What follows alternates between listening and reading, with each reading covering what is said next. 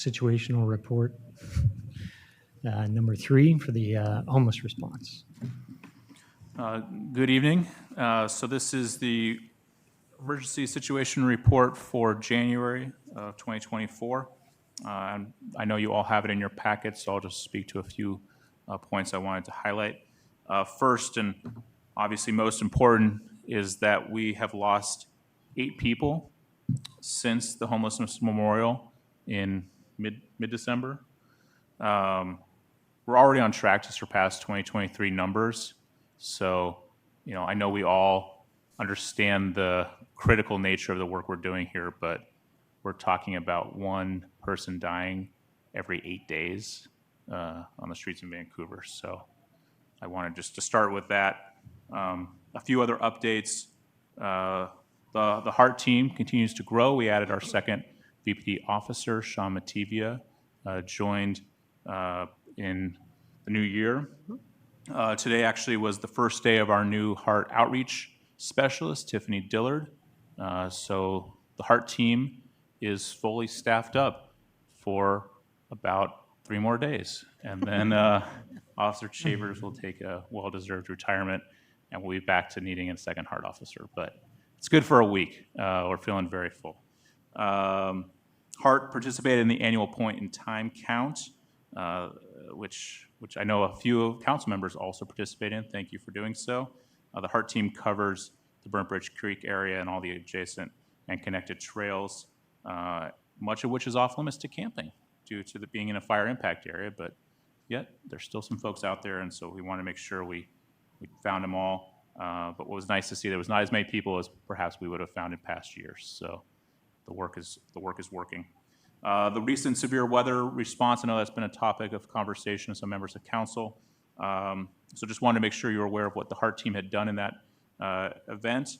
HEART assisted people with accessing shelter or obtaining hotel vouchers, as well as HEART staff assisted the River City Church when they were short on volunteers for a few of the days of the severe weather event last month. And then the last item I just wanted to bring to everyone's attention is that Site 4 has a name, Kiggins Village. So it's great. So just a reminder, Site 1 is the Outpost, Site 2 is Hope Village, Site 3 is 415 West, because they're downtown, they got to have a cool name. And then Site 4 is Kiggins Village. And that is concludes, unless anyone has any questions, my situation report. I'm going to hand it over to Jamie Spinelli to provide a little bit more information. Thank you.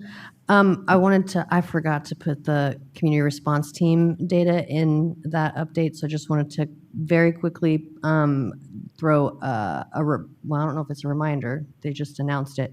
The Columbia River Mental Health Community Response Team will be hosting a panel discussion and community forum on March 15th. I'm going to have to get back to you on the time because now I don't remember. I will be on that panel. There will be other providers and experts on that panel. I think a great conversation around mental health, what our limitations are when interacting with folks with mental health challenges out on the streets.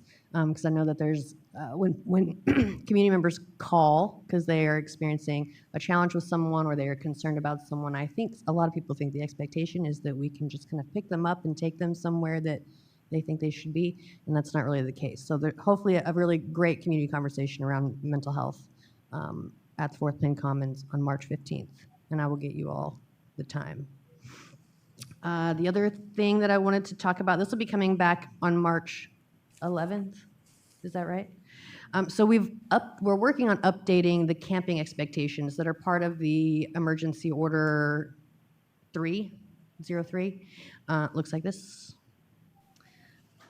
The reason for the update is based on kind of behaviors and things we're seeing out in camps. It seemed like maybe there are some parts of our code that were not very well spelled out in our original camping expectations. For example, cutting down trees. certain kinds of fires, things like that. So we wanted to make sure it was very clear and all in one place for the folks who are receiving these, as well as officers who are interacting with folks out there. Maybe they don't know which code to look at or which law applies to to what thing. So these, I believe, make it much more clear what the expectations for living outside are. I'm happy to take feedback or questions if you have any for those. If not, it will come back. Mark. Councillor Stober? Hello, Jamie. Hi. Hi. In the tree thing, can it also be damaging trees, not just, Yes. since we had an incident outside City Hall with some pretty severe damage to a tree, so. Yes. In fact, what it says is no direct damage to the environment by harming trees, digging, trenching, cutting vegetation, or disturbing wildlife. Okay, great. And one point of clarification. So these reports are presented to, so we're getting the January report at the end of February. So the reports are a month behind, just so I'm clear in my mind. It's honestly a factor of we have to turn in the material 2 weeks in advance for review, and so Yeah, we were asked to push it back because otherwise we're giving it to you halfway Before it through. happens. okay, Yeah. okay, thank you. All right. Any other comments?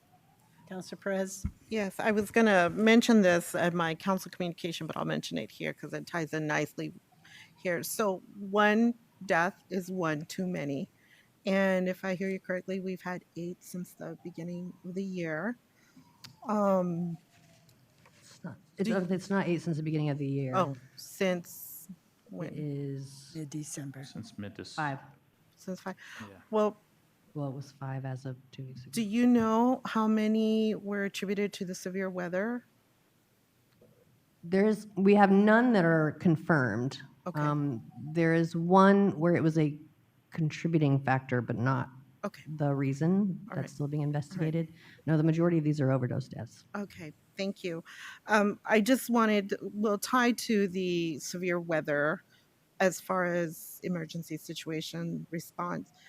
For the rest of my council members, we have a after action review scheduled for tomorrow to talk about the severe weather response. And the purpose of that is to really talk about what happened, what worked well, and what opportunities there are for the future.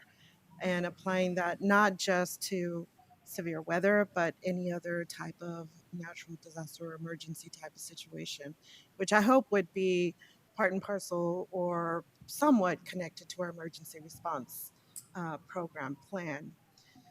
And those of us, so it'll be a subcommittee of the ECHO group who would do that. So myself, County Council Member Glenn Young, Mayor Strobin from La Center, Cessany from Council for the Homeless, and a couple of other providers will meet tomorrow to do that after action review.